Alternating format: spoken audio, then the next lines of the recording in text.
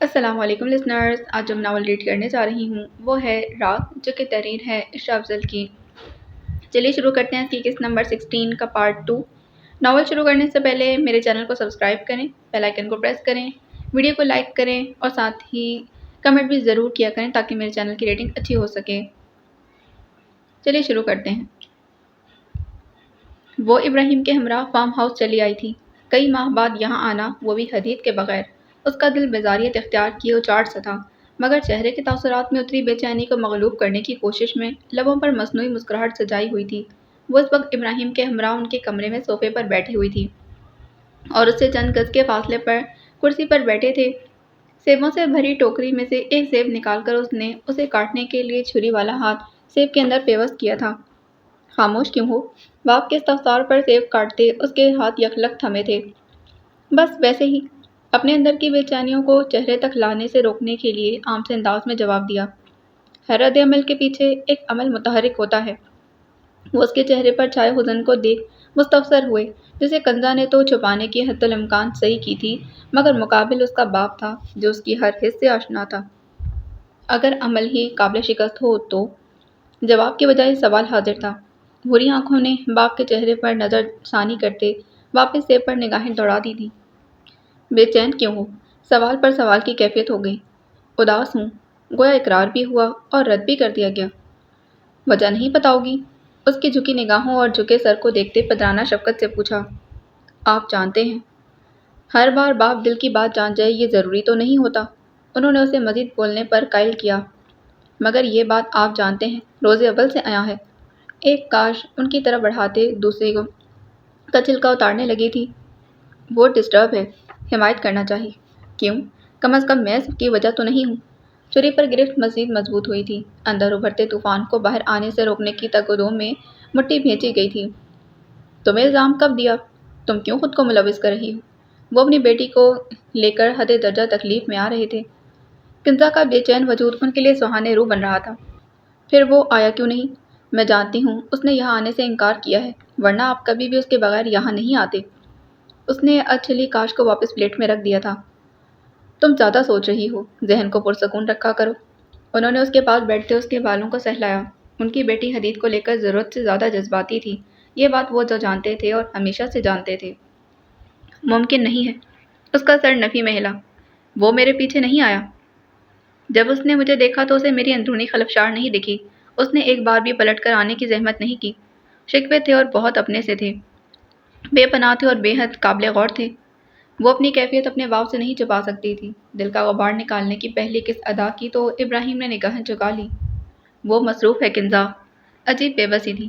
ایک طرف حدید تھا جس کے وجود کی قیمت کوئی ابراہیم سے پوچھتا، تو دوسری جانب کنزا جس کے آگے وہ ہمیشہ سے بے بس رہے تھے۔ بس کر دیں بابا، وہ مصروف نہیں ہے، اکتا گیا ہے، وہ شکست خوردہ سی بولی۔ ذہنی تھکن حد سے سوا ہو رہی تھی۔ کس سے اکتائے گا؟ انہوں نے چونک کر پوچھا۔ زبردستی کی ذمہ داری سے اور شاید دوستی سے بھی۔ بدگمانی نے شدت سے پنجے گاڑ دیے تھے۔ وہ پچھتاوے کا شکار ہے۔ ان کے لہجے میں خاص ٹھہراؤ آ گیا تھا۔ کنزا نے چونک کر ان کی طرف دیکھا۔ یہ اس نے کہا آپ سے؟ دل میں ایک نرم سی دستک ہوئی۔ بدگمانی نے چھپنے کی کوشش کی۔ وہ برسوں سے میرے ساتھ ہے کنزا، اس کی ہر رمز سے آشنا ہوں۔ انہیں خود پر یقین تھا، اپنے اندازوں پر یقین تھا۔ اس ظن و تخمین سے کم از کم میں مطمئن نہیں ہو سکتی۔ اس نے پلیٹ کو گود سے اٹھا کر پرے رکھا اور صوفے سے اٹھ کھڑی ہوئی۔ تمہیں اس سے ملنا چاہیے۔ وہ کچھ سوچ کر گویا ہوئے۔ کیوں بابا، میں ہی کیوں پہل کروں؟ وہ کیوں نہ آئے؟ وہ تلخ ہوئی، آواز بھی بلند ہو گئی۔ وہ ہمیشہ آیا ہے کنزا، اگر اس بار نہیں آیا تو اس کے پیچھے وجہ ہے۔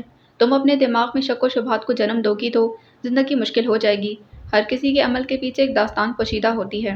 خود جاؤ اس کے پاس، پھر تمہیں اندازہ ہو جائے گا کہ وہ کیوں نہیں آیا۔ کنزا کے ذہن میں الجھی گتھی کی چند کڑیاں سلجھنے کے قریب ہو گئیں۔ اس نہج پر تو وہ سوچ ہی نہ پائی تھی۔ وہ حدید سے اس قدر بدگمان کیسے ہو سکتی تھی؟ اسے خود پر افسوس ہوا۔ کئی لمحات سرک گئی، کئی ساعتیں بیت گئیں۔ میں جاؤں گی، وہ پرعزم ہوئی، آنکھوں میں امید کا دیا جلا۔ That's like my girl. وہ اس کو اپنے ساتھ لگا گئے تھے، پھر اس کے کھلے بالوں والے سر پر بوسہ دیا۔ ایک تراوٹ سی تھی جو کنزا کے وجود میں اتر آئی تھی۔ بابا، میں کھانا بناؤں گی اور آپ مجھے منع نہیں کریں گے، اس نے باپ سے الگ ہوتے اعلانیہ کہا۔ لہجے میں خوشگواری در آئی تھی۔ ابراہیم نے سکا سانس بھرا۔ تمہاری خوشی میری خوشی۔ میں ذرا کچھ کام نپٹا لوں۔ اس کے سر کو تھپکتے وہ اسٹڈی روم کی طرف بڑھ گئے تھے۔ ٹھیک ہے، بس 1 گھنٹے میں کھانا تیار ہو جائے گا۔ وہ پرجوش سی کچن کی طرف چل دی تھی۔ ابراہیم وجدانی نے کن پٹی مسلی۔ اب وقت آ گیا تھا۔ اگر حدید آگے نہیں بڑھا تھا تو انہیں پہل کر دینی چاہیے تھی۔ وہ اب ان دونوں کو ایک مضبوط بندھن میں دیکھنے کے خواہش مند تھے۔ وہ اپنی بیٹی کو مزید اس کرب میں مبتلا نہیں دیکھ سکتے تھے۔ یہ منظر وکٹوریہ پارک کا تھا، جس کا نام ولیعہد شہزادی وکٹوریہ، ملکہ وکٹوریہ کی بیٹی اور بدقسمت قیصر فریڈرک سوم کی اہلیہ کے نام پر رکھا گیا تھا، جو صرف 99 دنوں کے اقتدار کے بعد انتقال کر گئے تھے۔ اسے برلن کروسبرگ کا سب سے چھوٹا پارک کہا جا سکتا ہے۔ اگر وکٹوریہ پارک کے بارے میں تلخیص کرنی ہو تو یہ انسانوں کا بنایا ہوا حیرت انگیز مقام ہے۔ بچے اور بڑے سب موسم سرما کے دوران ایک ہی ڈھلوان پر جدید ترین کاربن فائبر سلیجز کے لے کر اسٹار وار پراپ اور اچھے پرانے طرز کے بنے گتے کے ڈبوں اور استعمال شدہ ربڑ کی گاڑی کے ٹائروں تک آسانی سے گزرنے والے ہر طرح کے سلیجنگ آلات کا استعمال کر کے اپنی قسمت آزمانے کے خواہشمند رہتے ہیں۔ پارک کے کوڑے کے ڈبوں اور اسٹریٹ لیمپ کے نچلے حصے کو گھاس کی موٹی تہوں سے لپیٹ کر حکام نے محفوظ لینڈنگ کو آسان بنانے میں مدد کی تھی۔ ڈھلوانیں بھی اتنی کھڑی ہیں کہ کبھی کبھار اسکائی جمپرز اور سنو بورڈ کو بھی کھینچ سکیں۔ وکٹوریہ پارک کے مغربی اور مشرقی حصے کے درمیان فرق ہمیشہ ہی واضح رہا ہے۔ وکٹوریہ پارک کے مغربی اور مشرقی حصے کے درمیان فرق ہمیشہ ہی واضح رہا ہے۔ ہائی ہیلز پہنے وہ پارک کے مغربی حصے میں ٹہل رہی تھی کہ نظر ایک سیاہ رنگ کی زچی انگوٹھی پر جا ٹھہری تھی۔ اس کے دھیمے قدموں کی چال ساکت ہوئی اور پاس موجود بینچ کو اس کی میزبانی کا موقع ملا۔ گہری نگاہ سیاہ رنگ سے نکلتی روشنی پر مرکوز تھی۔ کچھ سوچ کر اس نے اپنی مخروطی انگلی کو اس گرفت سے آزاد کیا تھا، پھر کوٹ کی جیب سے ایک ڈبی برآمد کی اور انگوٹھی کو احتیاط سے اس میں رکھ کر چند پل دیکھنے کے بعد ڈبی کو بند کر کے واپس اپنے کوٹ کی جیب میں ڈال دیا۔ بائیں ہاتھ کی چوتھی انگلی پر ایک نشان چھوٹ گیا تھا۔ عنقریب وہ بھی مٹ جائے گا۔ اس نے لب بھینچے اپنا سر بینچ پر ٹکا دیا تھا۔ سیاہ آنکھوں پر پردہ ڈال کر ارد گرد کے ماحول سے رہائی پائی تھی۔ کتنی ہی ساعتیں گزر گئیں جب کسی کے پکارنے کی آواز پر اس نے ٹیک چھوڑ کر آنکھیں وا کیں۔ نور، بابا شیز نور۔ 14-15 سال کی وہ لڑکی نہایت جوش اور بے یقینی کی کیفیت میں گھری اس کی طرف اشارہ کر کے اپنے باپ کو بتا رہی تھی۔ سنجیدہ سی طبیعت کے مالک باپ نے کندھے اچکا کر نور کو دیکھا۔ میں نے آپ سے کہا تھا میری بیٹی آپ کی بہت بڑی فین ہے۔ جواباً نور بینچ سے اٹھ کھڑی ہوئی۔ وہ بچی اس کے بہت قریب تھی۔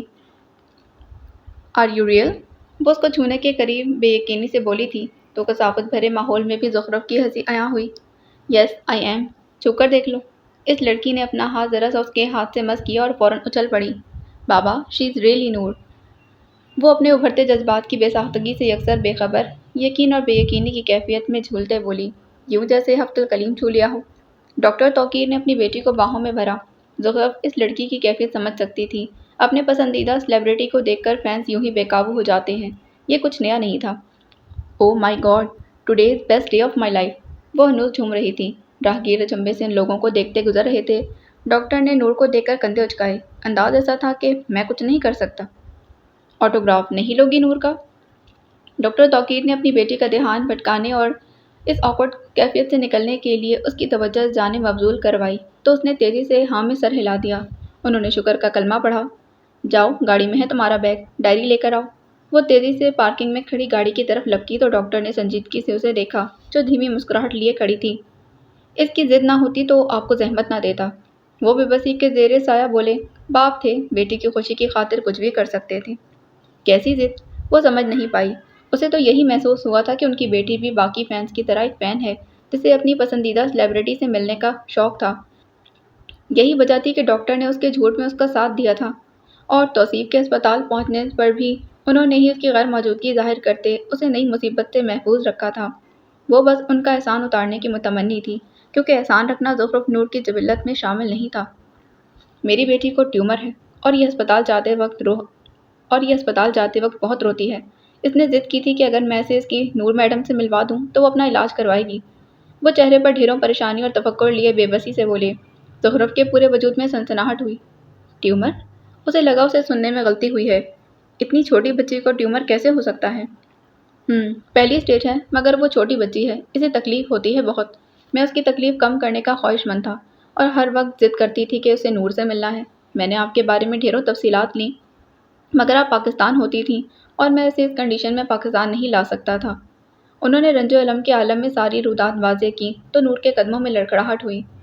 کیا وہ مجھ سے ملنے کے لیے اس حد تک؟ اس کی زبان لکنت زدہ ہو رہی تھی مگر ڈاکٹر نے اسے سنا ہی نہیں۔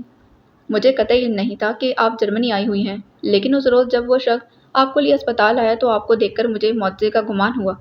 اب کہ ان کے پروقار سنجیدہ چہرے پر ہلکی سی مسکراہٹ آئی تھی، نور نے بڑی شدت سے اس مسکان کو محسوس کیا۔ کیسا معجزہ؟ اس نے پلکیں جھپکائے بغیر ڈاکٹر سے پوچھا۔ امایا کہتی تھی آپ آس پاس ہی ہیں۔ ان کے لبوں پر بے ریاسی مسکراہٹ ابھری۔ امایا؟ میری بیٹی؟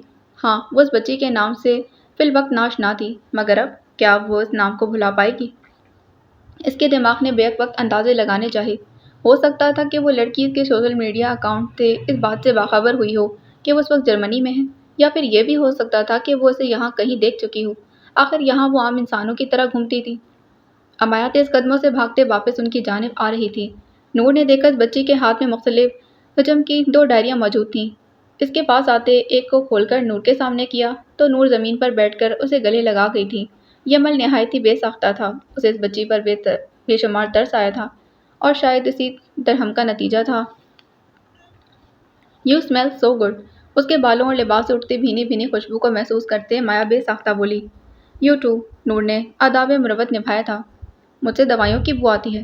اس نے منہ بنا کر کہا۔ چہرے کی معصوم نقوش میں بڑی نایاب سی کشش شامل تھی۔ نور کئی پل اسے دیکھے گئی جیسے کوئی فرشتے کو دیکھتا ہے۔ "مگر مجھے تو جنت کی خوشبو آ رہی ہے"۔ اس بار دل سے جملہ ادا ہوا تھا۔ امایا کے چہرے پر حلاوت بکھر گئی۔ "کین آئی کس یور چیک"۔ بڑا معصوم سا انداز تھا۔ زخرف نے اپنا دایاں گال آگے بڑھایا تو اس نے پیار سے بوسہ دیا۔ نور واپس سیدھی کھڑی ہو گئی۔ اب اس کا قد امایا سے خاصا دراز ہو چکا تھا۔ وہ پہلے ہی دراز قد تھی اور ہائی ہیلز پہننے کے بعد نور کا قد عام لڑکیوں کی نسبت خاصا لمبا ہو جاتا تھا۔ "آپ روز مجھے خواب میں آتی ہیں"۔ اس نے آنکھیں اور چہرہ اٹھا کر مسرت سے بتایا۔ "سیریسلی"۔ اسے خوشگوار حیرت ہوئی۔ اور یہ بھی تو درست تھا کہ انسان جس سے پورا دن سوچتا رہتا ہے پھر وہ خیال کا کوندا لپک کر خواب کی شکل میں حقیقت کا روپ دھار کر آ جاتا ہے۔ یہ کوئی انہونی نہیں تھی، لیکن ہر بار ایسا ہو یہ بھی ضروری تھوڑی ہوتا ہے۔ کئی بار ہم کسی چہرے سے بے پناہ محبت کرتے ہیں، اسے بار بار دیکھنے کے متمنی ہوتے ہیں، اس کے وجود کے متلاشی ہوتے ہیں، سارا وقت اسی کے خیالوں میں کھوئے رہتے ہیں، مگر پھر بھی وہ شخص خواب میں بھی اپنا دیدار نہیں کرواتا۔ ہر کوئی اتنا خوش نصیب کہاں ہوتا ہے کہ خواب میں بھی اپنے پسندیدہ شخص کو دیکھ سکے، چھو سکے، دل کا راز عیاں کر سکے۔ یہ پسند کے خواب بھی نصیب والوں کے حصے میں آتے ہیں۔ "ہاں، بابا سے پوچھ لینا، ہے نا بابا"۔ امایا نے باپ کی حمایت چاہی تو ڈاکٹر نے مثبت انداز میں سر ہلا دیا۔ نور کا دل عجیب سے احساسات سے آشنا ہوا۔ "مگر ہمیشہ سفید لباس کیوں پہنا ہوتا ہے"۔ میں نے بابا سے کہا تھا کہ جب میں نور سے ملوں گی تو کہوں گی سفید لباس اچھا ہوتا ہے، مگر اتنا اچھا بھی نہیں کہ باقی رنگ نظر انداز کر دیے جائیں۔ وہ بغیر رکے بغیر تھمے بولتی گئی اور زخرف کا سانس تھم گیا۔ کئی پل خاموشی کی طویل تہ فضا میں قائم رہی، پھر اسے امایا کی آواز نے درم برم کیا۔ "آپ اس نیلے رنگ میں بہت پیاری لگ رہی ہیں"۔ وہ توصیفی انداز میں شرما کر بولی تو زخرف کو اس پر ڈھیروں پیار آیا۔ "شکریہ سویٹی"۔ نور نے اس کے گال کھینچے، پھر اس کے ہاتھ سے ڈائری پکڑی۔ دوسری ڈائری شاید ڈائری نہ تھی۔ نور ہاتھ میں پکڑی ڈائری کی ورق گردانی کرنے لگی تاکہ خالی صفحہ تلاش کر سکے۔ "آپ کا نام کس نے رکھا تھا"۔ ایک ہاتھ میں اسکیچنگ بک تھامے اس نے نور کے چہرے کو پیار سے دیکھتے پوچھا۔ "میرے بابا نے"۔ لہجے میں تعظیم تھی، محبت تھی، مان تھا۔ "یہ آپ کے بابا ہیں"۔ اس نے اسکیچنگ بک کھول کر اس کا ایک صفحہ نور کے آگے کرتے سوسار کیا تو ڈائری پر حرکت کرتے زخرف کے ہاتھ تھم سے گئے تھے۔ اس نے تیزی سے اسکیچنگ بک پکڑی اور صفحے پر موجود چہرہ دیکھ کر اسے شدید جھٹکا لگا تھا۔ "ہاں، مگر یہ کیسے"۔ اسے سمجھ نہیں آ رہی تھی کہ آدم محمود کا چہرہ اس بچے کی بک میں کیسے آ گیا۔ وہ تو برسوں سے گمنام تھے۔ سوشل میڈیا پر کوئی نہیں جانتا تھا کہ اس کے باپ کا تعلق آرمی سے تھا۔ اس نے خود بھی کبھی اس بات کو عیاں نہیں ہونے دیا تھا۔ توصیف کے پوچھنے پر بس ایک بار اس نے اس بات کا ذکر کیا تھا، مگر اس سے بھی کافی عرصہ وہ ملامت زدہ رہی تھی۔ شاید یہ عائشہ کے وہ الفاظ ہی تھے جو کوڑے کی مانند اس کو لگتے تھے۔ ان کے کہے الفاظ کی بات گشت اسے ہمیشہ سنائی دیتی تھی۔ "تمہارے باپ نے کبھی حرام کا پیسہ نہیں کھایا، تم کیسے خود کو ایک غلط پیشے میں ملوث کر سکتی ہو"۔ ہاں، اس کے پیشے میں نیک نامی کے بجائے بدنامی مقدر بنتی تھی، مگر اسے پرواہ نہیں تھی۔ لیکن اس کے گناہوں میں اس کے باپ کا کوئی حصہ نہیں ہونا چاہیے تھا، اس کا نام بدنام نہیں ہونا چاہیے تھا۔ زخرف نور کے لیے آدم محمود کا وقار سب سے اہم تھا۔ "میں نے انہیں آپ کے ساتھ خواب میں دیکھا تھا"۔ امایا کے باقی ماندہ الفاظ نے اسے حال میں لا کر بٹھا تھا۔ اسکیچنگ بک تھامے اس کے ہاتھ کانپے۔ میری بیٹی کا حافظہ بہت اچھا ہے، خواب میں آئے چہرے کو بھی اسکیچ کر سکتی ہے۔ وہ فقریہ گویا ہوئے اور زخرف زمین میں دھسی۔ کیا انہوں نے کچھ کہا تھا؟ اپنے قدموں پر زور ڈال کر خود کو لرزنے سے بچا کر اس نے کسی امید کے تحت پوچھا۔ ان کے لب ہل رہے تھے یوں کہ وہ آپ سے مخاطب ہوں، مگر ان کی آواز نہیں ابھری۔ وہ افسردہ سی بولی، گویا کہ اسے بھی ان الفاظ کو جاننے کا تجسس ہو۔ کتنی بار خواب میں آئے؟ اس نے کسی اندیشے کے تحت پوچھا۔ محض 3 بار، حالانکہ آپ پورے 26 بار خواب میں آ چکی ہیں۔ زخرف کا سر چکرا گیا۔ اس نے بینچ کی تلاش میں نگاہ دوڑائی۔ وہ پاس ہی تھا۔ ہاں، اسے یاد آیا کہ وہ کچھ دیر قبل تک بینچ پر ہی بیٹھی ہوئی تھی۔ مگر مجھے تو بابا خواب میں نہیں آتے۔ وہ بینچ پر بیٹھتے آپ دیدہ ہوئی تھی۔ اسٹاپ اٹ امایا، آپ انہیں پریشان کر رہی ہو۔ ڈاکٹر توقیر نے اس کی حالت کے پیش نظر بیٹی کو جھڑکا تو وہ سر جھکا گئی۔ I am sorry.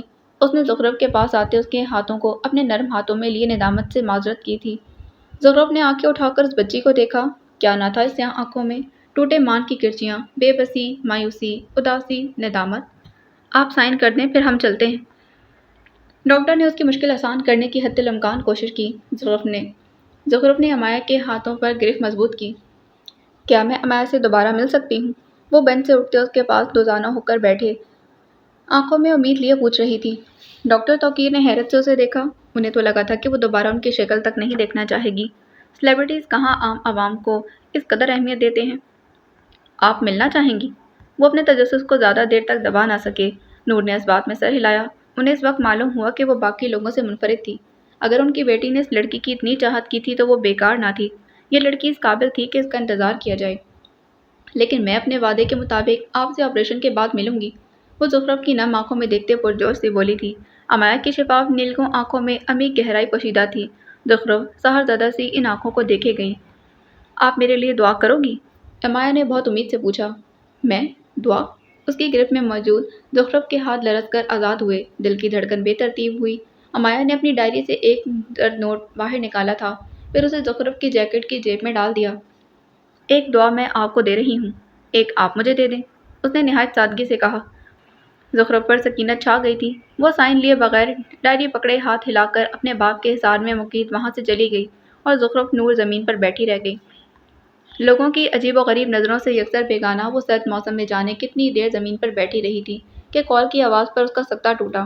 نانا کی کالز دیکھ کر اسے حقیقی ندامت نے گھیرے میں لے لیا۔ کتنے دنوں سے وہ نانا جان سے بات بھی نہیں کر پائی تھی۔ کب میری زندگی کے مسائل ختم ہوں گے تاکہ میں عام انسانوں کی طرح زندگی گزار سکوں؟ وہ برق کسی تیزی سے زمین سے اٹھی۔ جانے لوگ اس کے بارے میں کیا کیا اندازے لگا کر جا رہے ہوں گے۔ اس نے سر سانس فضا کے تصور کیا، پھر خود کو کمپوز کر کے کال اٹھائی۔ نانا کو بھول گئی؟ بغیر توقف کے نرم سا شکوہ کیا گیا تھا۔ آپ کو بھول جاؤں؟ ایسی میری مجال۔ اس نے ہلکا پھلکا انداز اپنانے کی صحیح کی، حالانکہ اس کا دل بھاری ہو رہا تھا۔ جذبات میں تغیر وقت لیتا ہے۔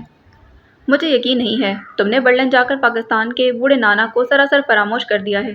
ان کا شکوہ جائز تھا اور مضبوط بھی۔ مجھے کوس لیں، گلہ کر لیں، مگر خود کو بوڑھا نہ کہیں، میں مائنڈ کر جاؤں گی۔ وہ ہنوز غیر سنجیدگی سے جواب دے رہی تھی۔ شاید سنجیدہ نانا کو منانے کے لیے غیر سنجیدہ رہنا ہی بہترین حربہ تھا۔ اپنی ماں جیسی ہو، وہ مسکرا کر گویا ہوئے۔ سب کہتے ہیں میں بابا جیسی ہوں، اس نے شرارت سے رد کیا اور پارک سے باہر نکلنے کے لیے قدم بڑھا دیے۔ نئے نقش تم نے چاہے باپ سے چرائے ہوں، مگر عادات اور اطوار تو وہ بہو میری عائشہ جیسی۔ انہوں نے اپنی نواسی کی بات رد نہیں کی، یہ ان کے بس میں ہی نہیں تھا۔ اسی لیے سارا خاندان کہتا ہے کہ منسٹر صاحب کو بس نور ہی دکھائی دیتی ہے۔ اب سمجھ آئی کہ آپ کو نور نہیں، نور میں موجود عائشہ کی شبیہ دکھتی ہے۔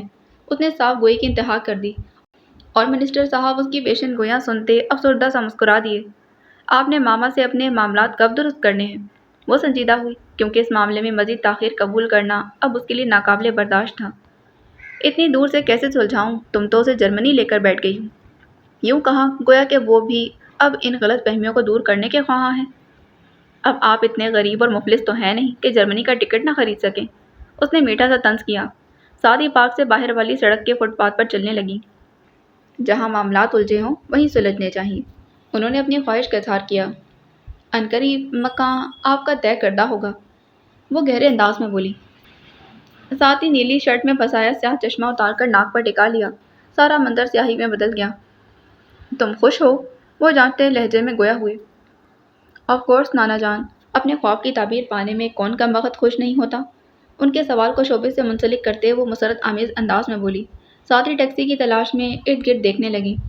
تم اپنے شوہر کے ساتھ خوش ہو؟ انہوں نے برجستگی سے بات واضح کی اور شوہر کے لفظ پر زخرف کو اچھو لگا۔ وہ اس وقت اس سوال کی توقع نہیں کر رہی تھی۔ نور، تم سن رہی ہو؟ مقابل کی خاموشی پر انہوں نے اسے دوبارہ پکارا۔ ہاں ہاں، میں بہت خوش ہوں، محبت کی شادی کی ہے۔ مسرت تو لازم و ملزوم ہے۔ چہرے پر کتنے ہی رنگ آ کر گزر گئے تھے۔ سچ اور جھوٹ کا یہ مغلوبہ اسے خود بھی بے کیف کر گیا تھا۔ تم کہتی ہو تو مان لیتا ہوں۔ انہوں نے کریدا نہیں، ویسے بھی وہ اس معاملے کے متعلق بقیہ معلومات برہان سے لینے کا ارادہ رکھتے تھے۔ وہ نانا جان، مجھے فوری کہیں جانا ہے، آپ سے پھر بات ہوگی۔ دل کی منتشر دھڑکنوں کو بامشکل سنبھالتے اس نے ذکر سے مکمل راہ فرار اختیار کی۔ اس کے جواز کو واقعتاً کام سے جوڑتے انہوں نے فون بند کر دیا۔ پیچھے زخرف نور نے سینے میں دبی کاربن ڈائی آکسائڈ کو جھٹکے سے فضا کے سپرد کیا۔ اس کا سانس گھٹنے کے قریب تھا۔ وہ سیدھا حدید کے ایک منزلہ گھر میں آیا تھا۔ جسمین نے دروازہ کھولا تو اسے دیکھ کر خوشگوار مسکراہٹ چہرے پر سجائے اسے اندر آنے دیا۔ زید نائب کو کون نہیں جانتا تھا، اور حدید نے اسے اپنی غیر موجودگی میں بھی گھر رکنے کی رعایت دے رکھی تھی۔ یہ بھی ایک معمہ ہی تھا۔ شکریہ جسمین، اپنا بیگ گھسیٹ کر لاؤنج میں رکھتے اس نے ممنون ہو کر کہا۔ ویلکم زید سر۔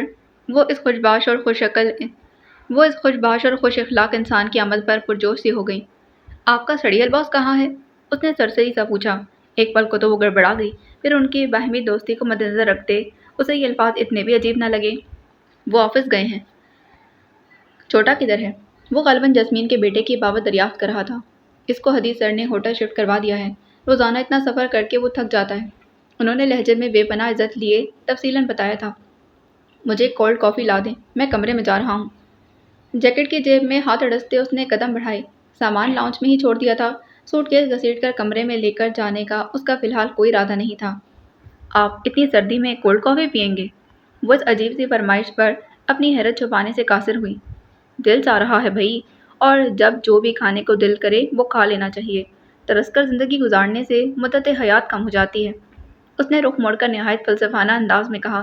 جسمین نے سمجھنے والے انداز میں سر ہلایا۔ ایسا سائنس بالکل نہیں کہتی، میں کہتا ہوں، اور میں کسی سائنسدان سے کم ہوں کیا؟ آنکھ کا کونا دبا کر شریر مسکراہٹ لیے سارے تحفظات سمیٹتے اس نے جسمین کو اچھا خاصا ہونک بنا دیا۔ بھئی منہ بند کریں اپنا۔ نہیں پیتا کولڈ کافی، وہ جسمین کی حالت سے خازہ محظوظ ہو کر بولا۔ میں نے ایسا تو کچھ نہیں کہا، وہ خجل ہوئی۔ ایک آملیٹ بنا دیں، گارلک ڈالنا نہیں بھولنا، ورنہ میرے حلق سے نیچے نہیں اترے گا۔ ساتھ صرف 2 سلائس بریڈ کے اور ایک تیز دمدار قسم کی چائے۔ پاکستان میں کیا ناشتہ اسے زوروں سے یاد آیا تھا۔ آہ کیا کمال ملاپ تھا ان چیزوں کا۔ پرانٹا؟ اب کی بار جسمین سے ندامت کے مارے سر نہ اٹھایا گیا۔ کیا انڈا؟ نہ سمجھی سے پوچھا۔ باز انڈا نہیں لانے دیتے گھر؟ اب کہ وہ یوں بولی گویا اس کی ہی غلطی ہے کہ وہ گھر انڈا نہیں لانے دیتا۔ کیوں نہیں لانے دیتا؟ اب کہ زید کے ماتھے پر ٹھیک ٹھاک بل پڑے، مطلب اس کا دوست انڈے سے بغض رکھتا تھا۔ یہ ناقابل قبول تھا۔ انہیں الرجی ہے، جسمین نے جواز بیان کیا۔ اس کی یادداشت میں ابھی وہ دن پوری تفصیل کے ساتھ محفوظ تھا جب کنزا کی آمد ہوئی تھی اور وہ اپنے لیے انڈا بنا کر ہٹی تھی۔ غلطی سے یہ غلطی اسی مگ کے ذریعے ہوئی جو کنزا خاص طور پر حدید کے لیے لے کر آئی تھی۔ کنزا کے جانے کے بعد جب حدید نے جسمین کی نظروں کے سامنے وہ مگ ڈسٹ بن میں پھینکا تھا، وہ دن جائے اور آج کا دن اس نے خود ہی انڈے کا روزہ رکھ لیا تھا۔ یہ حادثہ کب ہوا؟ وہ خاصا اکتائے ہوئے لہجے میں بولا۔ ایک تو یہ حدید کا بچہ، اوپس سوری حدید، ایک مکمل 34 سالہ مرد۔ کبھی اسے پانی سے خوف آتا ہے، کبھی اونچائی سے، اور لو بھئی اب معصوم انڈا بھی اسے جان کا دشمن لگتا ہے۔ زید من ہی من میں بڑبڑایا۔ جب میں کام پر آئی تھی انہوں نے پہلے دن ہی بتا دیا تھا۔ جسمین نے اسے باخبر کیا۔ عجیب مخلوق ہے، انڈا کھانے سے بھی کوئی الرجی ہوتی ہے؟ اس کا دل چاہا کہ اس نزاکت پر حدید کا سر ہی پھوڑ ڈالے۔ جسمین شکل پر مزمزی تاثرات سجائے کھڑی تھی۔ آپ کے باس جو شوق سے تناول فرماتے ہیں وہی لے آئیں، مجھے بھوک لگی ہے اس وقت، کچھ بھی کھا جاؤں گا، جلدی لائیے گا ورنہ آپ کے باس کو کھا لوں گا۔ جسمین کو حتمی ہدایت دیتے وہ بڑے بڑے قدم اٹھاتا کمرے میں چلا گیا۔ پیچھے جسمین جلدی سے اس کے لیے حدید ٹائپ لنچ تیار کرنے لگی۔ ابراہیم کی باتوں نے اس کے ذہن کو اثر نو تازگی بخشی تھی۔ کھانا بنانے کے بعد اس میں مزید بشاشت نمایاں ہوئی۔ وہ ان لڑکیوں میں سے تھی جو کم ہی کھانا پکاتی تھی، مگر جب پکاتی تو پھر دل سے سارے بوجھ بھی ان کے ساتھ ہی بھون ڈالتی۔ اس کے دل کی سرزمین پر چھائی ساری کثافت آن کی آن میں زمین بوس ہوئی تو وہ نماز پڑھنے کی غرض سے ٹیرس پر چلی آئی۔ جا نماز کو ٹھنڈے فرش پر بچھا کر اس نے جھیل سے نیلے آنچل کو چہرے کے گرد لپیٹا، پھر تکبیر پڑھتے قیام کیا۔ ہر سو چھائی پرفسوں خاموشی میں کنزا ابراہیم کی سرگوشی بہت واضح سنائی دے رہی تھی۔ جھٹ سے چھلانگ لگانے سے قبل برہان کی نظر اچانک ہی اس جانب اٹھی اور پھر ساکت رہ گئی۔ اتنا شفاف حسن اس نے پوری زندگی نہیں دیکھا تھا۔ گلے میں گلٹی ابھر کر معدوم ہوئی۔ وہ بے ساختہ اس کی مدت سراہی کر گیا تھا۔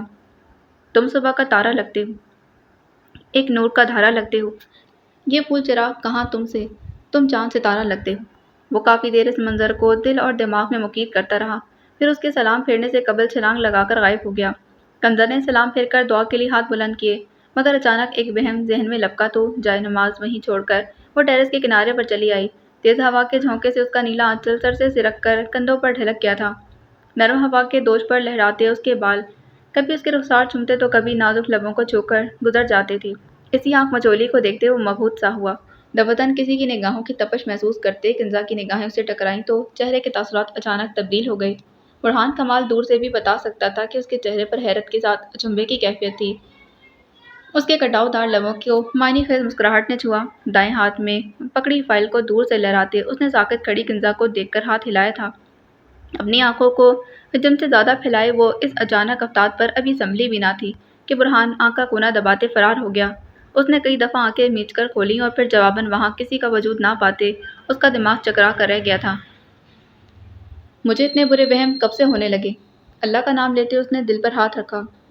کنزا، میری فائل نہیں مل رہی، نیچے آ کر میری مدد کرواؤ۔ جھجری لیتے وہ نیچے جانے کی غرض سے ابھی کچھ قدم اٹھا پائی جب ابراہیم وجدانی کی پریشان آواز میں وارد ہوئے سوال پر اس کی ساری حسیں بیدار ہو گئی تھیں۔ فائل؟ فائل؟ ہاں بالکل فائل۔ اس کے ہاتھ میں فائل ہی تو تھی۔ جسم پر طاری ہوتے عجیب احساسات کے ساتھ وہ تیزی سے نیچے آئی۔ کچھ تو گڑبڑ تھی۔ وہ پاپ کارن سے لطف اندوز ہوتے سامنے اسکرین پر نگاہیں گاڑے بیٹھی تھی، پلکیں بھی رک رک کر جھپک رہی تھی، گویا معمولی خلل بھی قابل قبول نہ تھا۔ نادش جب اس کے کمرے میں آئی تو اسے اتنے مگن انداز میں دیکھ کر چنبے سے اسکرین کے پاس دیکھا۔ وہاں موجود لوگوں کو دیکھ کر ان کا میٹر گھوما۔ یہ کیا دیکھ رہی ہو رجا؟ انہوں نے تفتیشی انداز میں پوچھا۔ ڈرامہ ہے ماما، اس نے یوں کہا گویا ماما کیا میں آپ کو کرکٹ کھیلتی دکھائی دے رہی؟ تم سے بڑا بھی کوئی ڈرامہ ہے کیا؟ انہوں نے اس کے سر پر تھپڑ رسید کیا، لیکن اتنا نرم و نازک ہاتھ مس ہونے پر بھی بھلا رجا کہاں ہلنے والی تھی؟ کتنا ٹھنڈا جوک ہے، اس نے ہاتھ جھلا کر کہا۔ بس کرو ان گوری چمڑی والوں کو دیکھنا، سارے ایک جیسے ہی تو دکھتے ہیں، میں تو حیران ہوں کہ تم ان میں تفریق کیسے کر سکتی ہو۔ وہ اسکرین پر چلتے کرداروں کو دیکھ کر بوکھلا ہی تو گئی تھی۔ انہیں تو لڑکا لڑکی کی تفریق کرنے میں بھی دقت ہو رہی تھی، شاید لباس اور لمبے بالوں کی وجہ سے وہ کچھ زیادہ ہی الجھن زدہ لگ رہی تھی۔ ماما یہ کورین ہیں، گوری چمڑی والے نہیں۔ ہاں ہاں ہیں تو گورے گورے۔ اوف اللہ، ایک تو ان کی یہ گلاس سکن۔ جملہ مکمل کرنے میں ہی وہ صدقے واری ہوئی جا رہی تھی، جانے عام معمول میں کیا کرتی۔ رجا، نادش کو اس کا یہ آبسیشن انداز بالکل پسند نہیں آیا تھا۔ وہ ٹوک گئی۔ آپ خود کہتی ہیں نا کہ اللہ نے ہم سب کو منفرد بنایا ہے، اب آپ لوگوں کو یہ سب تو ایک سے ہی لگیں، لیکن میں کیا کہوں، ورنہ سچ میں ان میں بالکل بھی مماثلت نہیں ہوتی۔ ایک تو ہم لوگوں نے چائنیز، جاپنیز اور کورینز کو ایک دوسرے میں مدغم کر دیا ہے، ورنہ یہ سب ایک دوسرے سے مختلف ہوتے ہیں۔ وہ بڑے ٹھہرے ہوئے انداز میں نہایت حکمت سے بولی تو نادش نے جھرجھری لی۔ توبہ ہے، اتنی حمایت؟ انہوں نے نفی میں سر ہلایا۔ ہاں تو پسند ہے مجھے، وہ شرماتے ہوئے بولی تو نادش نے کنکھیوں سے اسے دیکھا۔ کون پسند ہے؟ انہوں نے گویا مقابل کو شرم دلانے کی کوشش کی، مگر مقابل کافی بے شرم واقع ہوئی تھی۔ چائن وو؟ اس نام کی انہیں کک سمجھ نہیں آئی تھی۔ ان کے ایبرو ناسمجھی سے سکڑے۔ اور یہ کون ہے؟ جواباً رجا نے پھرتی سے اسکرین آگے کرتے انہیں اپنی وزن دکھائی تھی۔ انہوں نے دزدیدہ نگاہ اس گوری چمڑی پر ڈالی۔ ہینڈسم ہے نا، ساتھ میں پیارا بھی ہے اور کیوٹ بھی، اور تو اور۔ بس کر تو رجا، نہ داڑھی نہ مجھ، یہ کون سا حسن ہے؟ انہیں تو اس لڑکے میں کوئی ایسی خاصیت دکھائی نہ دی کہ وہ سراہتی۔ ہاں آنکھوں کو ضرور اچھا لگا تھا، آپ کو حسن کی پہچان ہی نہیں۔ وہ کرتے ہوئے واپس لیپ ٹاپ کو بیڈ پر رکھ گئی تھی۔ ماما نے پسندیدہ کورین ایکٹر کو ناپسند کر کے اس کا سارا موڈ خراب کر دیا تھا۔ اچھا دفع کرو اسے، میں نے تمہارے لیے ایک لڑکا پسند کیا ہے، وہ اس کے پاس بیڈ پر بیٹھتے پرجوش سے بولی۔ اس جیسا ہونا چاہیے، ورنہ میری طرف سے صاف انکار ہے۔ رجا نے بھی تیوری دکھائی تھی، بھلا ماما نے اس کی پسند کو ناپسند کیوں کیا؟ حد ہے، کیوں ہونے لگا ایسا؟ انہوں نے جھرجھری لی۔ رجا نے خفگی سے انہیں دیکھا۔ اس سے کئی گنا ہینڈسم، پیارا اور کیوٹ ہے۔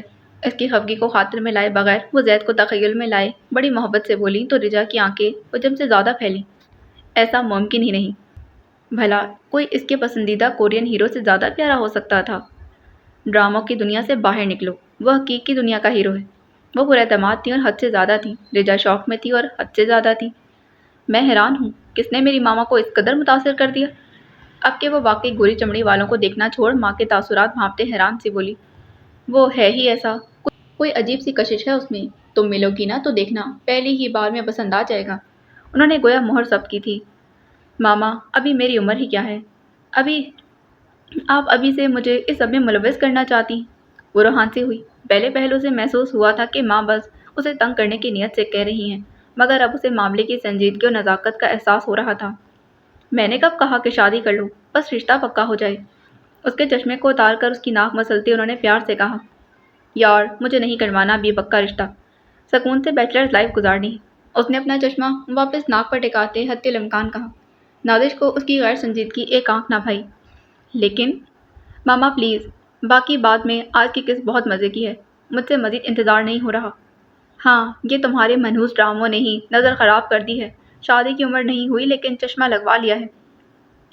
تمہاری عمر میں میڈیکل کی پڑھائی کر کے بھی چشمہ نہیں لگا تھا، ایک تم ہو۔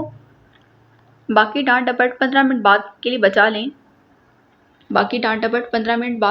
لیں۔ بس پھر میں فارغ ہو کر آتی ہوں، پھر میرے ڈراموں، لیپ ٹاپ یا چشمے کو جتنی بد دعائیں دینی ہیں دے دیجیے گا۔ وہ تو ہونک بنی اپنی دختر کی گھورافشانی سنتی رہی۔ جنزی کا تو بیڑا ہی غرق ہوا پڑا ہے۔ اس کی الماری کے پاس بڑھتے انہوں نے اونچی آواز میں بڑبڑاہٹ کی تاکہ ان کی بات بغیر کسی رکاوٹ کے ان کی دختر تک پہنچ جائے۔ جنزی کو کچھ نہ کہے ماما، ہرٹ ہوتا ہے۔ ہیڈ فون ہاتھوں میں لیتے اس نے حتمی انداز میں کہا، ایک تو آج کل کی نسل کو ہرٹ بہت ہوتا ہے۔ وہ مزید کوستے ہوئے الماری کا پٹ بند کرتے ہوئے کمرے سے باہر چلی گئی تھی۔ رجا نے کانوں پر ہیڈ فون چڑھایا اور والیوم بڑھاتے محو ہو کر گوری چمڑی والوں کو تکنے لگی۔ ابراہیم کی فائل نہ مل سکی تھی۔ وہ بے حد مزمل اور پریشان ہو گئے تھے۔ کھانا بھی بس بیٹے کو دکھانے کے لیے ہی کھایا، مگر وہ باپ کی پریشانی بھانپ گئی تھی۔ اچانک خیال کا کوندا لپکا تو وہ اپنے کمرے میں چلی آئی تھی۔ ہو سکتا ہے میں نے اپنی پڑھائی کے سامان میں رکھ دی ہو۔ خود کلامی کرتے وہ الماری کی طرف بڑھنے لگی جب اس کی نظر بیڈ پر گئی۔ وہاں ایک کاٹن پڑا تھا۔ یہ کیسا کاٹن ہے؟ وہ تجسس سے آگے بڑھی اور فوری کھولا۔ اندر اردو ادب کی ڈھیروں کتب موجود تھیں، فکشن، نان فکشن، سائنسی، سائیکولوجیکل، تھرلر۔ حیرت کے مارے وہ گنگ ہو گئی۔ اس نے مزید کتب پر نگاہ دوڑائی۔ وہ شاعری کے مجموعے تھے۔ اس کے انگ انگ میں خوشی پھوٹی، بری آنکھوں میں الوہی چمک در آئی تھی۔ انداز میں سرشاری دوڑی، وہ فوری بیڈ پر چڑھ کر بیٹھ گئی تھی اور ایک ایک کتاب کو ہاتھوں میں لیے مسکراتی رہی۔ کتاب چھونے قلم سرور دینے والا تھا۔ وہ پرمسرت ہو گئی۔ یقیناً یہ بابا کا سرپرائز تھا میرے لیے۔ ایک کتاب کو سینے سے لگاتے اس نے خوشی سے کیا سرائی کی تھی۔ اوف، اتنی پیاری کتابیں! ایک بار پھر اس قیمتی ڈھیر پر نگاہ ڈالتے، ان کو چھوتے وہ دل و جان سے جھومی۔ اسے بابا کی فائل اور اپنی پریشانی سب کہیں ہوا میں تحلیل ہوتا دکھائی دیا۔ وہ وہیں بیڈ پر بیٹھی بار بار کتب الٹ پلٹ کر دیکھنے لگی۔ کتب بھیجنے والے کا پیغام بیڈ کے نیچے زمین پر پڑا اپنی قسمت کو ماتم گناہ ہوا۔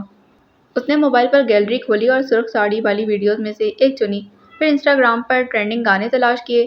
منتخب کردہ ویڈیو کے پیچھے ایک بھڑکیلے میوزک والا ٹرینڈنگ گانا لگایا اور ویڈیو پوسٹ کر دی۔ اسے معلوم تھا کہ اس کی سوشل میڈیا پر غیر حاضری اس کے کیریئر پر منفی اثرات ڈال سکتی تھی، اس لیے وہ خطرہ مول لینے کی متحمل نہ تھی۔ ویسے بھی یہ ویڈیو اس کے صحیح سلامت ہونے کا ثبوت تھی۔ اسے ہر ایک کے سامنے یہی ظاہر کروانا تھا کہ وہ بالکل ٹھیک ہے، اس کے ساتھ کوئی حادثہ نہیں ہوا۔ وہ ایسی ویسی شہرت کی متحمل نہ تھی، کیونکہ اس طرح حدید عالم اس کے ساتھ بدنام ہو جاتا، اور جس شادی کو وہ ختم کرنے کا سوچے بیٹھی تھی اور اس انسان کا نام وہ اپنے ساتھ جڑنے نہیں دے سکتی تھی، اسی میں اس کی اور حدید کی بھلائی تھی۔ کم از کم زخرف نور کا یہی خیال تھا۔ توصیف کے کئی کالز وہ کل سے دیکھ چکی تھی مگر جواب دینے کی زحمت نہ کی۔ البتہ رودابہ کی جانب سے صرف ایک دو ہی کالز تھیں۔ اس نے دونوں کو ہی جواب نہ دیا تھا۔ اس کا نتیجہ یہ نکلا کہ میسیجز کے ڈھیر لگ چکے تھے۔ اس نے آخری پیغامات پر نگاہ دوڑائی۔ نور، آر یو اوکے؟ رودابہ کہہ رہی ہے تم کسی حادثے کا شکار ہوئی ہو۔ وہ بغیر کسی تاثر کے پیغامات پڑھتی جا رہی تھی۔ اگر ایسا کچھ نہیں ہے تو کل سیٹ پر پہنچ جانا، گانے کے سینس میں تمہاری موجودگی لازم ہے۔ اس مقام پر فون اس کے ہاتھ سے چھوٹتے چھوٹتے بجا۔ ایک منٹ، کیا مطلب ہوا اس بات کا؟ گانے کے سینس؟ وہ خود کلامی کسی انداز میں بڑبڑائی، گویا خود کو یقین دلانے کی صحیح تھی کہ اس نے ابھی یہ الفاظ پڑھے ہیں۔ اس نے فوری توصیف کو کال ملائی کیونکہ یہ تجسس نامی شے نے ویسے ہی انسانوں کا جینا دوبر کیا ہوا تھا۔ کون سا گانا؟ کون سے سینز؟ چھوٹتے ہی کرخت لہجے میں پوچھے جانے والے سوال پر توصیف کے ہونٹوں پر معنی خیز مسکراہٹ در آئی۔ مطلب رودابا والی بات غلط ہے۔ ایک تو یہ عورتیں اور ان کی حسد کی عادت۔ اس نے اپنی چال کی کامیابی پر معنی خیز مسکراہٹ لیے گمبھیر لہجے میں کہا، میں نے جو پوچھا ہے وہ بتاؤ، کون سا گانا؟ وہ عطر سے اکھڑ گئی۔ توصیف نے بمشکل اس کی بدتمیزی اور بدلحاظی برداشت کی۔ اس لڑکی کو قابو کرنا بہت ضروری ہو گیا تھا کیونکہ وہ اپنی شہرت اور اہمیت سے بخوبی واقف تھی، اور جو لوگ اپنی قدر و قیمت سے واقف ہوں انہیں زیر کرنا مشکل ترین ہوتا ہے۔ کیا تم نے کوئی فلم بغیر گانے کے دیکھی ہے؟ مقابل ہنوز لاپرواہ تھا یا پھر ظاہر کروا رہا تھا؟ کس طرز کا گانا ہے؟ کسی خیال کے تحت اس بابت پوچھا۔ ہو سکتا تھا کہ وہ رومانوی گانا ہو، اور اتنا تو وہ جانتی تھی کہ ابھی پاکستان کی فلموں نے حدود تجاوز نہیں کی تھی کہ ایسے گانوں پر اسے اعتراض ہوتا۔ لیکن کچھ پاکستانی رومانوی گانے بھی حد سے تجاوز کر جاتے تھے، لیکن اسے امید تھی کہ توصیف کی فلم میں ایسا کوئی گانا کم از کم اس کے لیے نہیں ہوگا۔ Item song? امید کا بڑی بےرحمی سے قتل ہوا۔ اس نے اپنی مٹھیاں بھیج کر ضبط کیا۔ چہرہ کندھاری ہو چکا تھا، کنپٹی کی رگیں بھڑکنے لگیں۔ واٹ ربش! تم مجھ سے یہ امید کر رہے ہو کہ میں آئٹم سانگ پر ڈانس کروں گی؟ اس بار وہ زخمی شیرنی کی طرح دھاڑی۔ کیوں نہیں کرو گی؟ مقابل ہنوز بے پرواہی سے بولا۔ یہ میرے معیار کے خلاف ہے۔ اس نے قطعیت سے انکار کیا۔ اور معاہدے پہ دستخط کرتے وقت تم نے اپنے ان سو کالڈ معیارات کو پس پش کیوں ڈالا؟ خیر، اس موضوع پر تفصیلی بات ہوگی، آج ہی ہوٹل پہنچو۔ توصیف اس کے سر پر دھماکے کر کے فون بند کر چکا تھا۔ زخرف کے کان ابھی تک انہی الفاظ پر ٹکے تھے۔ آئٹم سانگ پر ڈانس؟ میں، زخرف نور، آئٹم سانگ پر ڈانس کرے گی؟ وہ عجیب سا ہنسی، جیسے وہ توصیف کے اندازوں پر محظوظ ہوئی ہو۔ پھر اچانک اس کے لب بھیج گئے۔ اس نے فون کو بیڈ پر پھینکا، سنہری بالوں کو مٹھی میں دبائے، جیسے اپنے اندر اٹھتے اشتعال پر قابو پانے کی صحیح کی۔ یہ سب اب ٹاکسک ہو رہا تھا۔ وہ یہ سوچ کر تو شوبز میں نہیں آئی تھی۔ بھاڑ میں گیا ایسا کانٹریکٹ۔ بیڈ سے تکیہ اٹھا کر زمین پر پھینکتے اس نے اندر اٹھتے طوفان کو دبانے کی کوشش کی، مگر اس کا ذہن اور اس میں پائی جانے والی سوچیں اب کے منتشر ہو رہی تھیں۔ دل کے اندر سے آواز آئی، کوئی عقل مند اور ہوش مند ذی روح کبھی بھی بغیر پڑھے معاہدہ دستخط نہیں کرتا۔ یہ کیا کر بیٹھی تھی وہ؟ پہلی بار اسے شوبز انڈسٹری سے خوف محسوس ہوا تھا۔ سیاہی میں ڈوبا یہ کمرہ عجب وحشت لیے ہوئے تھا۔ چھت کے درمیان میں ایک بلب روشن تھا جس کی روشنی سفید کم زردی زیادہ پھیلا رہی تھی۔ اسی جھولتے بلب کے نیچے وہ کھڑا تھا، سویٹ مینٹ کے ساتھ جسم سے چپکی ٹی شرٹ پہنے۔ چہرے کے تاثرات میں سنجیدگی چھائی ہوئی تھی۔ اس کے سامنے موجود لمبی میز پر ایک نقشہ دھرا تھا۔ ہاتھ میں موجود لمبی سٹک کے ساتھ وہ اس پر مختلف مقامات کی نشاندہی کرتا جا رہا تھا۔ اس میز کے چاروں طرف کھڑے نفوس اپنی سماعت کو مکمل بروئے کار لا کر اس کی باتیں گزار کر رہے تھے۔ برہان کی باروب آواز نے سناٹے میں انتشار برپا کیا تھا۔ اپنا منصوبہ سمجھانے کے بعد اس نے انگلی سے اشارہ کیا تو تمام حکم کے غلام سر جھکائے وہاں سے چلے گئے تھے۔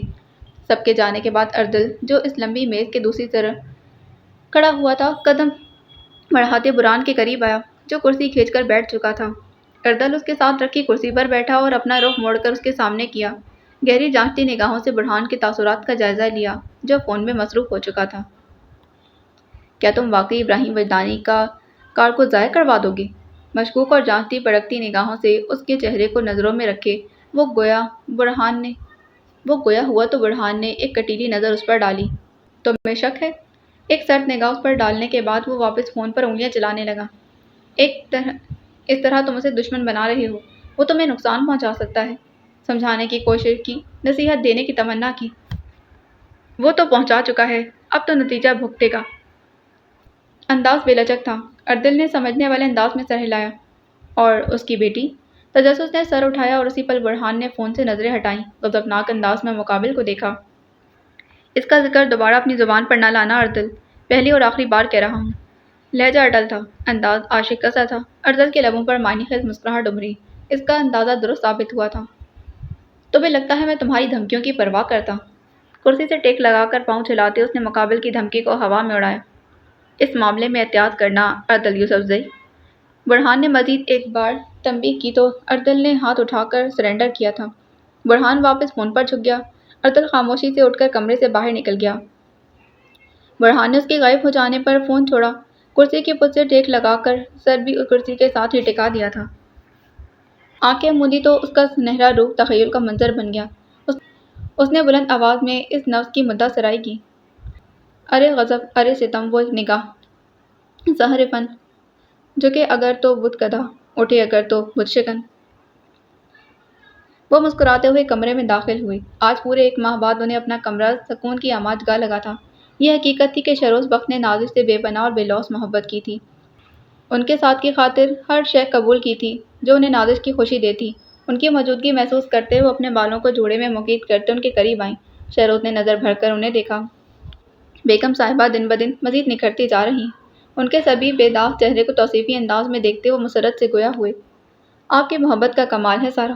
انہوں نے سارا کریڈٹ ان کے نام کر دیا۔ شہروز کے چہرے پر الوہی چمک در آئی تھی۔ ماضی کے دریچے نے ان کی آنکھوں سے عیاں ہونے کی تمنا کی۔ کیا سوچ رہے ہیں؟ ان کی سحر زدہ آنکھوں میں چھائی غیر موجودگی بھانپتے انہوں نے تفکر سے استفسار کیا۔ اپنی پہلی ملاقات یاد کر رہا ہوں۔ ان کی نگاہوں کے پار ایک طلسماتی منظر لہرایا۔ یہ پی ایم اے کے اندرونی احاطے میں بنے رہائشی گھروں میں سے ایک کا منظر تھا، جس کے وسیع لان میں پھولوں سے مزید سجاوٹ کی گئی تھی۔ درختوں پر فیری لائٹس لگا کر پرفسوں ماحول بنانے کی تک و دو کی گئی تھی، جو کافی حد تک کامیاب بھی ٹھہری تھی۔ ایک حصے میں ڈھیروں سجاوٹ کر رکھی تھی۔ باریک ڈوریوں سے غبارے باندھے گئے تھے۔ انگریزی حروف میں ہیپی برتھ ڈے لکھا گیا تھا۔ سامنے کیک رکھا تھا جس پر کئی چھوٹی چھوٹی موم بتیاں لگی ہوئی تھیں۔ آدم، محمود اور عائشہ اپنی اکلوتی بیٹی کو ہاتھوں میں لیے کھڑے تھے۔ چند قریبی لوگ بھی موجود تھے۔ زیادہ تر آرمی آفیسرز کے ہی مرد اور خواتین شامل تھے۔ کیک کاٹے، سب مہمانوں کی آمد محسوس کرتے آدم نے عائشہ کے کان میں سرگوشی کی۔ نادش نہیں آئی ہے ابھی تک، وہ روحانسی ہو کر بولی۔ ایک تو آپ کی دوست، وہ سر نفی میں ہلا کر بولے۔ وہ جانتے تھے جب تک عائشہ کی دوست نہیں آ جاتی وہ سب مہمان کیک کی نعمت سے محروم ہی رہنے والے تھے۔ آپ کو پتہ تو ہے وہ دور سے آ رہی ہے۔ انہوں نے فوری حمایت کی۔ آپ کو چاہیے تھا کہ انہیں کل ہی بلا لیتی۔ وہ ان کے کان کے قریب جھک کر بولے۔ عائشہ کو ان کی بات سے اتفاق تھا۔ کیا ہوا؟ کب کاٹو گے کیک؟ مجھے تو اس کو دیکھ کر ہی کریونگ ہو رہی ہے۔ اتنے حضرت آمیز لہجے سے بولتے، خاکی جینس کی پینٹ پر بھوری شرٹ پہنے جوان اور پرکشش مرد کا تعارف کیپٹن شہروز بخت کے نام سے ہوتا تھا۔ ڈاکٹر نازش کا انتظار ہے، آدم نے کندھے اچکا کر کہا۔ عائشہ نے بے بسی سے لب کچلے۔ سارے مہمان انہیں تادیبی نگاہ سے گھور رہے تھے۔ وہ واقعی تاخیر کر رہے تھے۔ شہروز نے کم فہمی سے انہیں دیکھا، گویا تعارف سے بھی اندازہ نہیں ہوا تھا۔ عائشہ کی دوست ہیں، اب کے آدم نے وضاحت کی۔ انہوں نے سمجھتے ہوئے سر ہلایا۔ آن کی آن میں عائشہ کو نازش کی کال موصول ہوئی۔ انہوں نے نور کو آدم کے حوالے کیا اور خود عجلت میں فون اٹھایا تھا۔ تمہیں راستہ بھول گیا، وہ صدمے سے بولی۔ کیا کروں میں تمہارا نازش؟ اب کے چہرے پر پریشانی چھائی۔ شہروز نے حالات کا اندازہ لگایا، پھر اپنی مدد پیش کی۔ بھابھی مجھے بتائیں، میں لے آتا ہوں، ورنہ کیک اپنی قسمت پر روئے گا۔ انہوں نے مدد کی پیشکش کی۔ یہ بھی حقیقت تھی انہیں کافی دیر سے اس کیک کو کھانے کا شدت سے انتظار تھا۔ آخر کو یہ کیک انہوں نے ہی آرڈر دے کر بنوایا تھا۔ فلیور بھی انہی کے پسند کا تھا۔ مزید صبر مشکل تھا۔ ہاں پلیز، مین بلڈنگ کے پاس ہوگی، آپ پلیز اسے لے آئیں۔ عائشہ کو شہروز فرشتے سے کم نہ لگا تھا، ورنہ آدم کے ماتھے پر بل پڑ چکے تھے۔ وہ یقیناً اس تاخیر پر اپنے باقی مہمانوں سے شرمندہ تھے۔ میں ابھی جاتا ہوں۔ وہ جیپ کی چابی گھماتے باہر نکلے۔ ان کا رخ مرکزی عمارت کی جانب تھا۔ فاصلہ اتنا زیادہ نہیں تھا اور پھر جیپ کی وجہ سے بہت جلد طے بھی ہو گیا تھا۔ مرکزی عمارت کے پاس موجود چند اکا دکا لوگوں نے انہیں سلام کیا تھا۔ آفٹر آل وہ اس وقت کیپٹن کے عہدے پر تھے، ان کی خاصی عزت تھی۔ دوطن انہیں ایک سبز آنچل دکھائی دیا۔ وہ اس کے قریب پہنچے۔ آپ ڈاکٹر نازش ہیں؟ مقابل کی پشت دیکھ کر انہوں نے ذرا قریب آ کر پوچھا۔ اپنے پیچھے بھاری مردانہ آواز پر وہ جو اضطرابی انداز سے کھڑی تھیں ایک دم اچھل پڑی۔ آئی ایم سوری، مجھے لگتا ہے کہ میں نے آپ کو ڈرا۔ ان کے الفاظ مکمل ہونے سے قبل ہی نازش نے رخ موڑا تھا۔ لمحوں کا گزر ہوا اور کیپٹن شہروز بخت اپنی جگہ منجمد ہو گئے۔ الفاظ لبوں میں ہی دب گئے تھے۔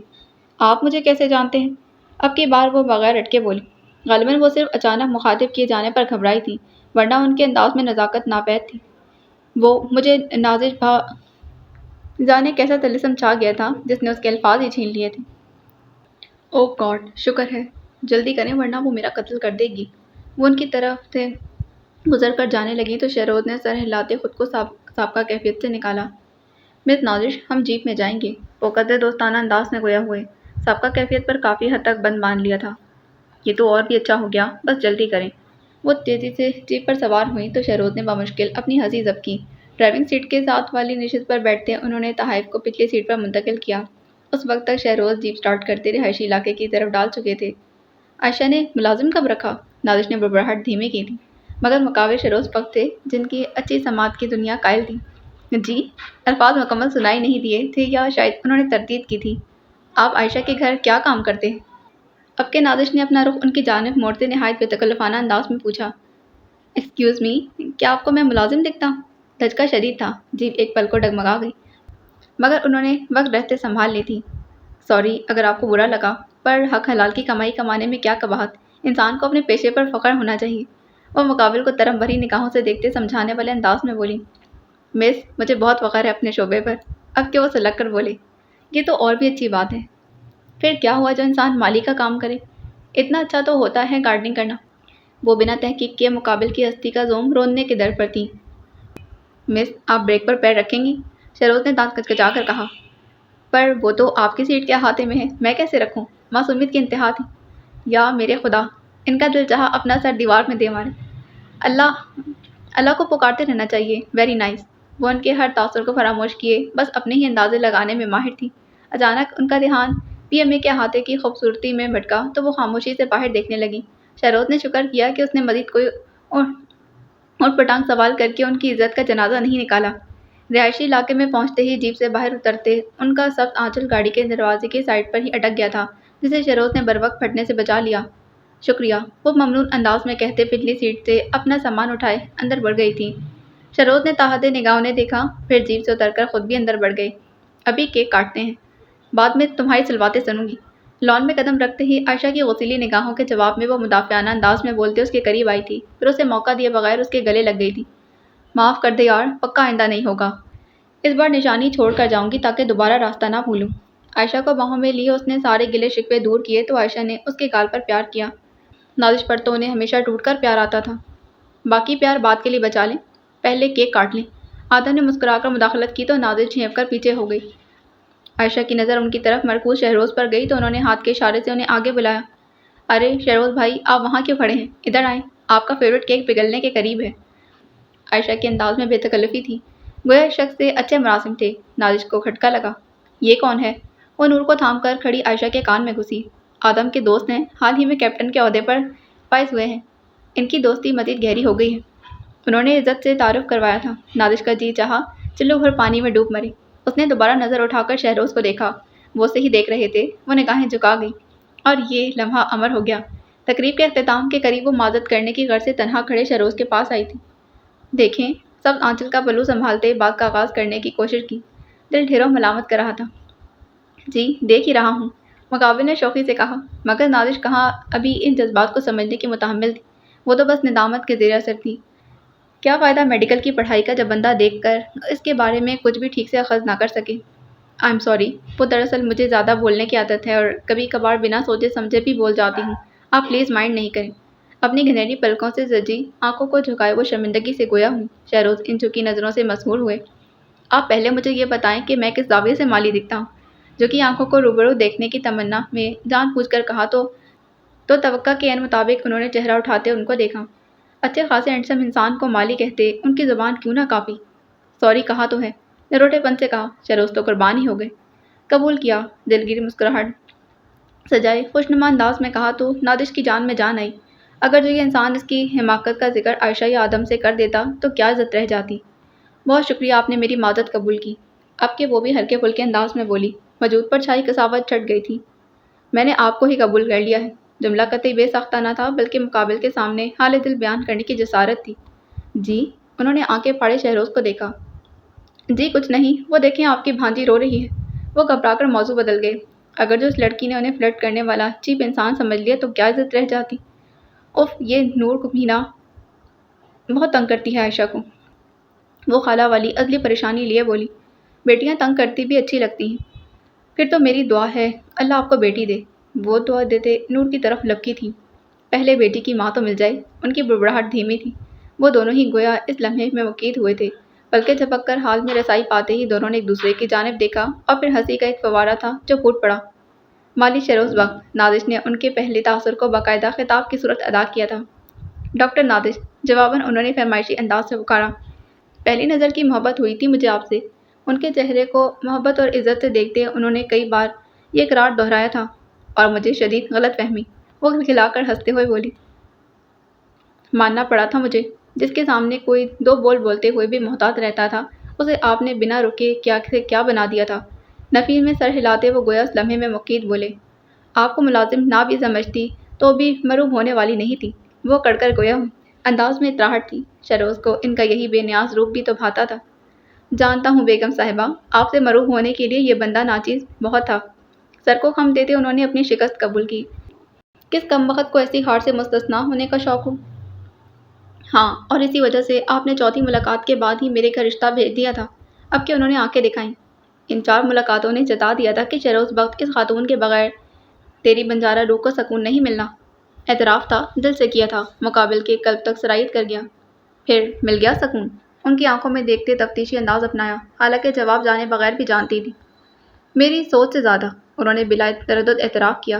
میں نے بہت بار آپ کی ناقدری کی، وہ ندامت سے سر جھکا کر بولیں تو شہروز نے ان کی تھوڑی تھام کر چہرہ اوپر کیا۔ آپ وہ عورت ہیں جس کا کہا ہر لفظ میرے لیے تعظیم کا نشان ہے۔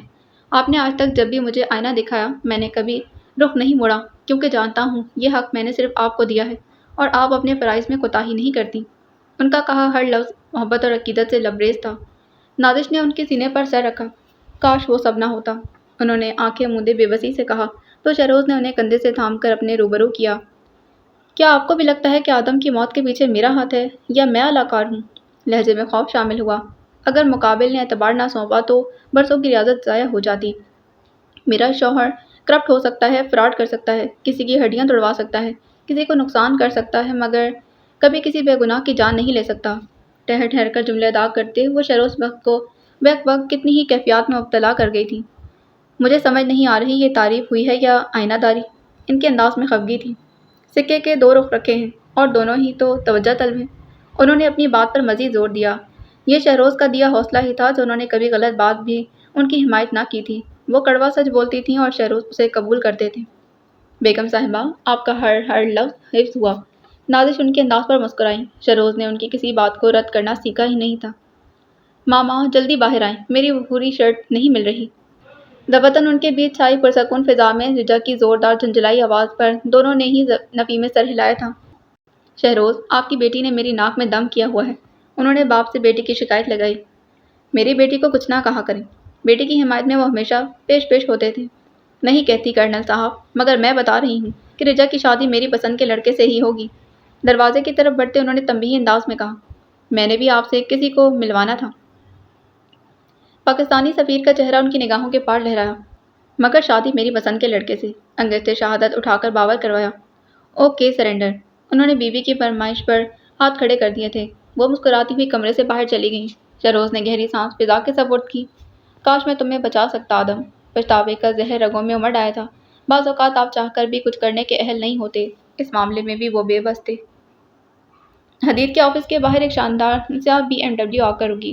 اندر سے نکلتے وجود کو دیکھ کر وہاں سے گزرتے لوگوں نے داد دیتی نگاہوں سے اسے دیکھا۔ اسے اچھا لگتا تھا لوگوں کا اس کو دیکھ کر مسحور ہونا، تھم جانا، شانت ہو جانا۔ ہلکی سی مسکراہٹ سے جائے وہ اندر چلا آیا۔ چال میں ایسی تراہٹ تھی جو کسی بھی امیر کبیر خاندان سے تعلق رکھنے کے ساتھ کسی ملک کے بڑے سیاسی عہدے پر فائز ہونے کے باعث خود بخود آ جاتی ہے۔ رونت، تمکین اور شاہانہ پن برہان کمال کی ذات کا حصہ تھا۔ وہ منہ میں سونے کا چمچ لے کر پیدا ہوا تھا۔ بچپن سے آج تک سب کو اپنے تابع چلاتا آیا تھا۔ اپنے سامنے کھڑے ورکر کو جھاڑتے ہوئے سوزین کی پیشانی پر کثیر تعداد میں بل تھے۔ باس کو تم نے ٹھنڈی اسپریسو دی تھی؟ وہ کڑے تیور لیے تفتیش کر رہی تھی۔ انداز ایسا تھا کہ مقابل کے اقرار پر اس کا سر پھاڑ ڈالے گی۔ وہ مجھے سمجھ نہیں آیا، پتہ نہیں کیسے ہو گیا۔ 2 دن قبل آیا ہوا وہ ملازم اپنی غلطی پر نادم اور پشیمان تھا۔ یا خدا، تم میرے ہاتھوں مر جاؤ گے۔ وہ اپنے ہاتھوں کو بامشکل اس کی گردن تک لے جانے سے روکتے ہوئے ضبط کرتے بولی، سو سوری۔ وہ بیچارہ تو مزید خوفزدہ ہو گیا۔ پہلے باس کے بارے میں عجیب و غریب افواہیں سن رکھی تھی، مزید اس باس کی سیکرٹری بھی خاصی خوفناک تھی۔ اس کا تو حلق ہی خشک ہو گیا۔ تم نے باس کا موڈ خراب کر دیا، اب پورا دن وہ آتش فشاں بن کر گھومیں گے۔ اور جانتے ہو سب سے زیادہ شامت کس کی آئے گی؟ وہ سوالیہ ہوئی، غصے میں سنجش کرتے وہ بھی افسردہ تھا۔ میری، تم نے میرا پورا دن خراب کر دیا۔ مقابل کو کھا جانے والی نگاہوں سے گھورتے ہوئے سوزین کا حلق تک کڑوا ہو چکا تھا۔ اسے ابھی تک وہ دن نہیں بھولا تھا جب اس نے غلطی سے حدید کو ٹھنڈی اسپریسو دے دی تھی اور پھر پورا دن اس کا خمیازہ بھگتنا تھا۔ اس نے کھڑی ٹانگ پر اسے پورے ہفتے کا کام ایک دن میں لیا تھا۔ وہ جانتی تھی کہ اسپریسو کے معاملے میں اس کا باس نہایت پوزیسو معلوم ہوا تھا۔ اس کا دل کیا سامنے والے کا سر پھوڑ ڈالے یا پھر اپنا سر دیوار میں دے مارے۔ غلطی تو اسی سے ہوئی تھی کہ اس نے نئے ورکر کو باس کی محبوبہ کی نزاکتیں ملحوظ نہیں رکھوائی تھیں۔ ایکسکیوز می، کافی دیر سے خبط الحواسی کا شکار اس لڑکی کے خوفزدہ تاثرات سے محظوظ ہونے کے بعد بالآخر اس نے اپنی آمد ظاہر کر دی۔ سوزین نے پیچھے مڑ کر دیکھا، جہاں طلسم خیز شخصیت کے مالک کو دیکھ کر سوزین کے ماتھے پر بل پڑے تھے۔ جہاں طلسم خیز شخصیت کے مالک کو دیکھ کر سوزین کے ماتھے کے بل ختم ہوئے، وہ تھا ہی ایسا۔ اسے دیکھ کر لوگوں کے اندر سکوت چھا جاتا تھا۔ یہ حدید کا ہی آفس ہے؟ سب جانتے بوجھتے اس نے لالمی سے استفسار کیا، جس پر بے ساختہ سوزین کی گردن مثبت انداز میں ہلی۔ وہ خود موجود ہے؟ سوزین کا سر پھر اس جذبات میں ہلا تھا۔ وہ تو گویا کسی جادوئی سحر کا شکار ہوئی تھی۔ کہاں ہے اس کا کمرہ؟ سوزین نے انگلی کے اشارے سے آفس کی طرف اشارہ کیا۔ فرحان کے لبوں کو دلفریب مسکراہٹ نے چھوا۔ میں جا رہا ہوں، اسے تمہاری سفارش کر دوں گا، آخر کو رشتہ دار ہے میرا، بھرم رکھ لے گا۔ سوزین کے مختل حواس دیکھ کر اس نے امید کا سرا تھماتے حدید کے کمرے کا رخ کیا۔ اس کے ہٹنے پر وہ گویا حواسوں میں لوٹی۔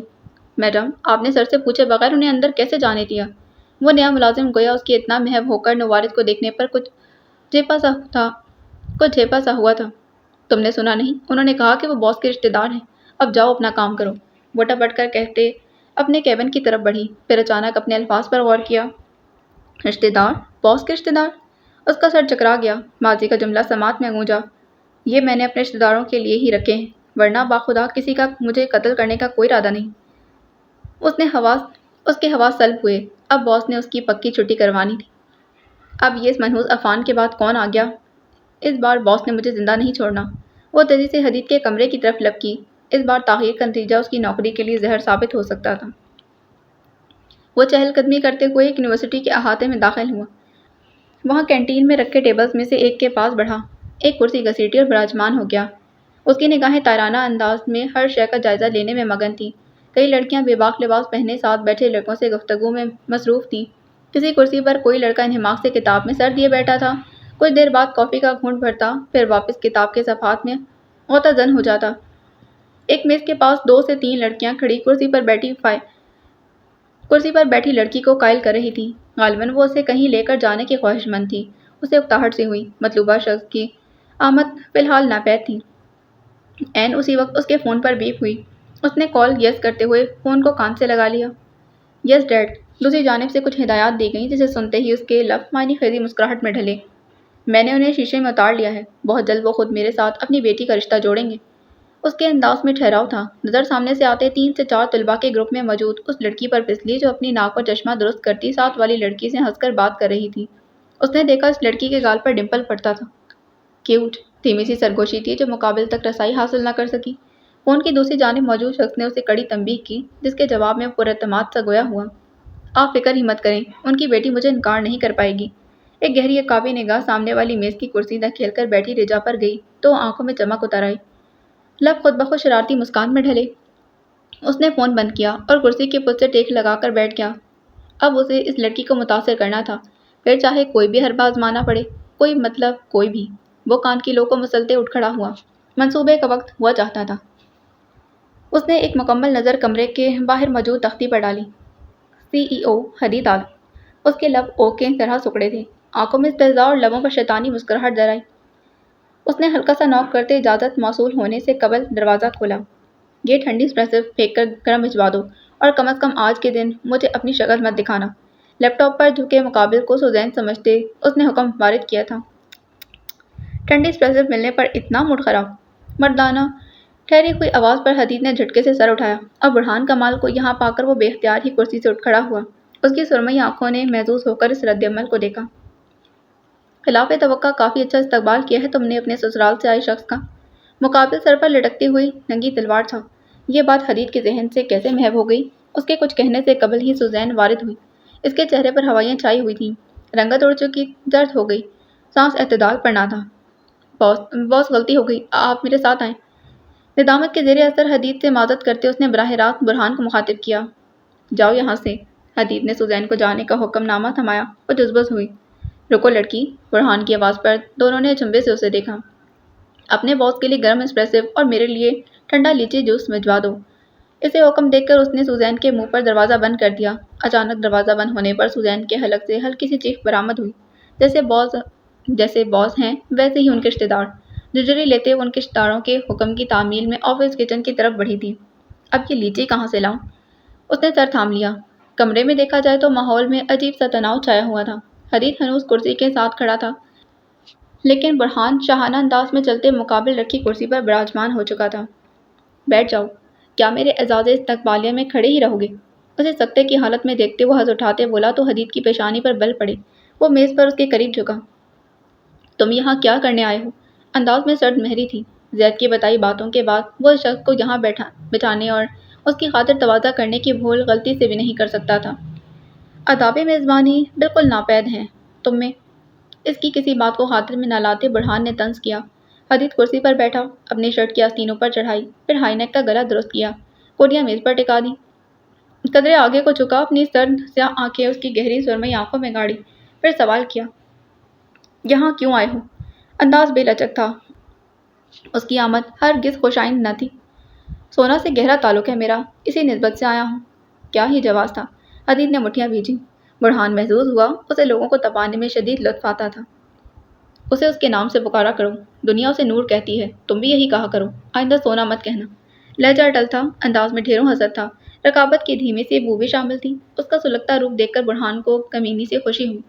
اگر یہی سوال میں تم سے کروں، دنیا اسے نور بلاتی ہے تو تم اسے زخرف کیوں پکارتے ہو؟ اب کہ اس نے بھی طاق کر وار کیا۔ بیوی ہے وہ میری، جس مرضی نام سے پکاروں، کسی کو کوئی اعتراض نہیں ہونا چاہیے۔ انداز باور کرواتا ہوا تھا، لہجہ خود بخود ہی فخر سے لبریز ہوا۔ زخرف نور کے شوہر ہونے کا اعزاز حدید عالم کے لیے قابل توصیف تھا۔ او کم آن، جیسے میں جانتا نہیں اس کاغذی رشتے کو۔ برہان نے بڑی سہولت سے حدید کے سکون کو غارت کیا۔ کون سا کاغذی رشتہ؟ وہ واقعتاً جھٹکا کھا گیا تھا۔ سونا مجھ پر سب سے زیادہ بھروسہ کرتی ہے، وہ مجھ سے کچھ نہیں چھپاتی۔ تمہیں لگتا ہے اس نے میرے علم میں لائے بغیر ہی تم سے یہ جعلی شادی رچائی ہے؟ او گاڈ، کتنے معصوم بلکہ بیوقوف ہو تم۔ انداز ہنس اٹھاتا ہوا تھا۔ مصنوعی افسردگی بھی شامل اجزاء تھی۔ آفس کے ماحول میں مزید کثافت اور گھٹن بڑھ گئی تھی۔ Mind your language. حدید عالم تیش میں آیا۔ جانے یہ زخرف کے برہان پر اندھا اعتماد پر اٹھ آیا تھا یا پھر خود کو بیوقوف کہلوائے جانے پر۔ جو بھی تھا اس کی عزت نفس مجروح ہوئی تھی۔ کہو تو جرمن میں کہوں، اگر اردو میں بات سمجھ نہیں آئی۔ شیطانی مسکراہٹ سے سجے چہرے پر بلا کا ٹھہراؤ تھا۔ نہ ہمارا رشتہ نقلی ہے۔ اس سے قبل کہ وہ مزید کچھ کہتا، دروازہ کھلتے ہی کنزا کی مدر آواز سارے میں پھیل گئی۔ حدید نے اسے دروازے میں استادہ دیکھا تو خود پر ضبط کیا۔ یہ لڑکی کتنے غلط وقت پر آئی تھی۔ وہیں برہان نے اس کی آواز کو سنتے خود میں تراوٹ محسوس کی تھی۔ اگلے ہی پل وہ اپنی نشست سے اٹھ کھڑا ہوا۔ جب رخ نوارد کی طرف مڑا تو سرمئی آنکھوں میں الوہی چمک در آئی۔ سامنے ہی وہ ہلکے گلابی سے رنگ کے اسکرٹ پر سفید ٹراؤزر پہنے ہوئے تھی۔ اس کے بال اس بار بھی کھلے ہوئے تھے، غالباً اسے بال باندھنا پسند نہیں تھا۔ ٹاپ پر موجود وہ چھوٹا سا کارڈیگن اسے اس پر اس قدر جچ رہا تھا کہ برہان کی آنکھوں میں ستائش ابھری۔ حدید نے اس کے ہر تاثر کو غور سے دیکھا۔ کچھ غلط ہونے کا احساس شدت سے جاگا۔ مس کنزا، کتنے بہترین وقت پر آئی ہیں آپ۔ اس نے مقابل کو بڑے بے تکلفانہ انداز میں یوں مخاطب کیا کہ ایک پل کے لیے تو کنزا بھی گڑبڑا گئی۔ اس کی بھوری آنکھوں میں خفگی در آئی۔ وہ اس شخص کو دوبارہ کبھی بھی نہیں دیکھنا چاہتی، اور اتنی جلدی ملاقات۔ آہ، تم دونوں ایک دوسرے کو جانتے ہو؟ حدید نے کسی خطرے کے تحت استفسار کیا۔ نہیں، ہاں۔ جہاں کنزا نے انکار کیا وہیں برہان نے بڑی سہولت سے اقرار کیا۔ کنزا نے لب کھینچے اس سرمئی آنکھوں والے کو دیکھا جو بڑی پرشوق نگاہوں سے اسے ہی نظروں کے سار میں لیے کھڑا تھا۔ اس نے فوراً نگاہیں ہٹائیں اور حدید کو دیکھا جو کرسی سے اٹھ کر ان کے قریب آیا تھا۔ حدید میں وہ صفائی دینا چاہتی تھی۔ کیوں؟ کیونکہ وہ اسے کسی غلط فہمی کا شکار نہیں ہونے دے سکتی تھی۔ کنزا پلیز دوسرے کمرے میں انتظار کرو، میں کچھ دیر میں آتا ہوں، حدید نے نرمی سے کہا تو وہ برہان پر ایک نگاہ غلط بھی ڈالے بغیر خاموشی سے پلٹ گئی تھی۔ انہیں کیوں زحمت دی، میں ہی جا رہا ہوں۔ کنزا کو غائب ہوتے دیکھ برہان کا خوشگوار موڈ خراب ہو چکا تھا۔ حدید اس کے روبرو آیا۔ آج یہاں پر کھڑے ہو کر میں تمہیں پہلی اور آخری بار وارننگ دے رہا ہوں، کنزا سے دور رہنا۔ انگشتے شہادت اٹھاتے اس نے سخت گیر لہجے میں کہا۔ میں تو ڈر گیا، دیکھو میرے تو ہاتھ بھی کانپ رہے ہیں۔ مصنوعی خوف اشکار کرتے وہ آخر میں مسکرائے۔ واللہ کیا مسکراہٹ تھی۔ چلو دھمکی دے رہے ہو تو میرے اندازے بھی سن لو۔ اس نے ایک قدم حدید کی طرف بڑھایا، گردن مسلی، مسکرایا، پھر لب واقعے۔ سونا بہت جلد تم سے نجات حاصل کرنے والی ہے، اور یقین جانو مجھے ایک طلاق یافتہ لڑکی سے شادی کرنے پر کوئی اعتراض نہیں ہوگا۔ الفاظ نہیں تھے، سور تھا، موت کی آمد کا تذکرہ تھا۔ حدید عالم کا ضبط جواب دے گیا۔ اس نے تیش میں برہان کا گریبان تھاما اور ایک زوردار مکہ اس کے حسین چہرے پر جڑ دیا۔ مقابل کی مسکراہٹ مزید گہری ہوئی، طنز کی آمیزش شامل ہوئی۔ اس نے منہ میں گھلتا خون تھوکا، پھر ایک قدم مزید حدید کی طرف بڑھایا۔ کول ڈاؤن یار، ہاتھ سے اشارہ کرتے اس نے تفشی کروانی چاہی، مگر پھر ایک بھی لمحہ ضائع کیے بغیر برہان نے اس کے چہرے پر وار کیا۔ وار اتنا شدید اور اچانک تھا کہ حدید کے قدم لڑکھڑا گئے۔ چہرہ زخمی ہو گیا، لیکن برہان کے الفاظ کانوں میں سائیں سائیں کرنے لگے۔ وہ اسے چھوڑ دے گی، وہ اسے طلاق لے لے گی، وہ اسے مار کیوں نہیں دیتی؟ حدید عالم شکست کے احساس سے آشنا ہو رہا تھا۔ اس کے ہونٹوں کے کنارے سے خون بہہ رہا تھا، منہ میں بھی خون کا ذائقہ گھل چکا تھا، مگر ہر تکلیف، ہر اذیت پس منظر میں چلی گئی۔ اس کی شکست خوردہ کیفیت کو محظوظ کن نظروں سے دیکھتے برہان نے اپنی ناک پر لگے اس کی انگوٹھی کے زخم کو سہلایا تھا، پھر اس کے چہرے کو تھپکا۔ وہ ہوش میں آتے پیچھے ہٹا، مگر دوبارہ اس پر ہاتھ نہ اٹھا سکا۔ برہان خاصا مسرور ہوا۔ وہ کیا ہے نا، مجھے دھمکیاں اپیل نہیں کرتی، میں کرنے پر یقین رکھتا۔ برہان کمال اپنا انداز بتاتے باہر چلا گیا۔ پیچھے آفس کی ہر شے نے اپنے مالک کی دل گرفتگی کو دیکھا تھا۔ وہ اسے کتنے وثوق سے کہہ کر گیا تھا کہ وہ اس سے طلاق لے لے گی۔ میری موت پر بھی تمہیں مجھ سے نجات نہیں ملے گی۔ اپنے جیتے جی تو میں تم سے دستبردار نہیں ہوں گا۔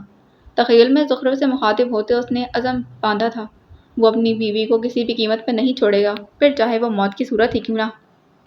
موت کی صورت، موت رقیب کی، موت اس کی، موت رقیب کی، موت بیکس کی، موت قاتل کی۔